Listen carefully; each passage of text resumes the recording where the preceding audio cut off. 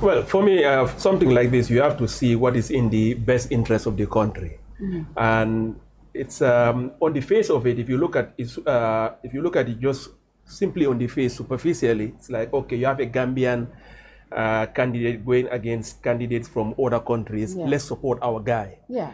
But I think it's a mistake to equate this with like a football tournament or some sort of like a competition between countries.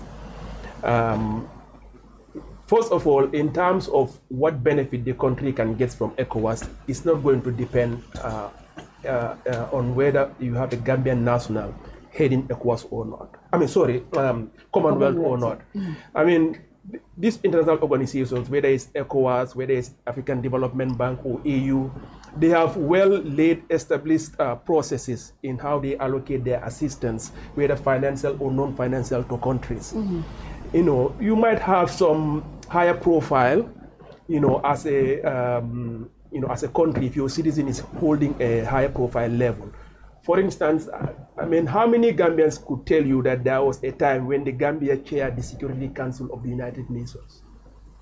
Did it change anything that the UN actually, the number of projects or the volume of projects that the UN finances for the country? Recognition, though. It brings recognition. But, what does that recognition translate to?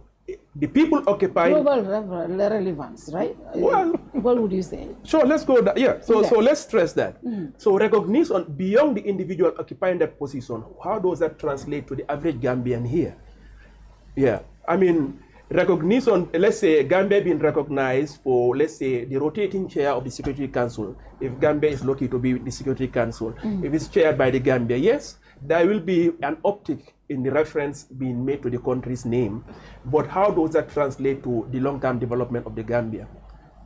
What matters more is not, I mean, individually, it obviously would be an accomplishment to that individual who's occupying that position. All things being equal, I would rather see a Gambian in some position. If I believe that they are competent in what they are doing, they'll do a good job there, and their track record also shows that they've done a good job in the position that placed them in that opportunity. Now, Tangara happened to be a viable candidate, mainly because why? Because he has been a foreign affairs minister for two governments. For years. Now, let's ask ourselves, what has been the tenure of Tangara as a foreign affairs minister in the Gambia? What has he accomplished during that time? What we do know is that if you look at the track record, I mean, one of the most mismanaged sectors in the Gambia is foreign affairs. Let me give you a specific example. Last year, what was the budget of the Ministry of Foreign Affairs? It was about $2 billion. It was 99% recurrent expenditures. That amount was high when we had more important sectors in the government that did not have, I mean, in the country, that did not have the required investment of budget resources. Yet, under Tangara's leadership, we had an explosion of embassies, a large number of diplomats who, the only thing they accomplished was embarrass the country on international stage. Tangara's own personal record is nothing to be admirable. This is somebody who has been mentioned in an adverse way in the TRRC because of the role he played in trying to get some Gambian citizens to be brought back to actually, to face some very nasty circumstances if he had succeeded. You have all of those issues to consider.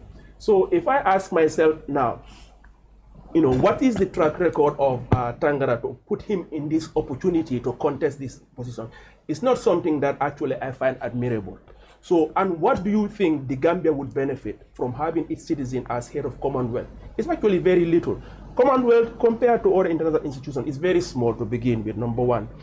That's why it focuses on small states and small island nations, because its pocket of resources it can disburse is very tiny to begin with, even, I mean, compared to any of these small multilateral organizations.